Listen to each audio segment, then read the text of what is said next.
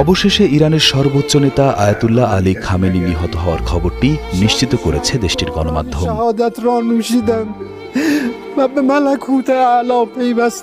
যুক্তরাষ্ট্র ও ইসরায়েলের যৌথ হামলায় খামেনির বাসভবন ধ্বংস হওয়ার পর থেকেই তার মৃত্যুর খবর ছড়িয়ে পড়েছিল।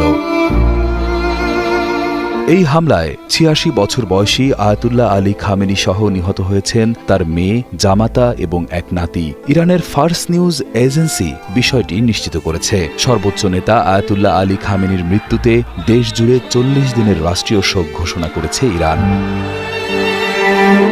রয়টার্সের তথ্যমতে ২৮ ফেব্রুয়ারি শনিবারের এই হামলায় ইরানের সর্বোচ্চ নেতার জ্যেষ্ঠ উপদেষ্টা আলী শামখানি নিহত হয়েছেন। এছাড়া হামলায় আইআরজিসির বেশ কয়েকজন কমান্ডারও প্রাণ হারিয়েছেন।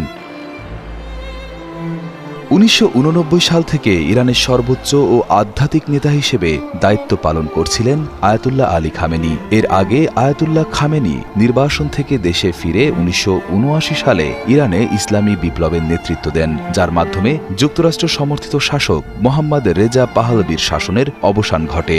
সেই বিপ্লবের পর থেকেই খামেনি ছিলেন অবিসংবাদিত আধ্যাত্মিক অভিভাবক। পশ্চিমাদের রক্তচক্ষু আর কঠোর নিষেধাজ্ঞার মুখেও যিনি নিজের আদর্শে মাথা উঁচু করে দাঁড়িয়েছিলেন পাহাড়ের মতো।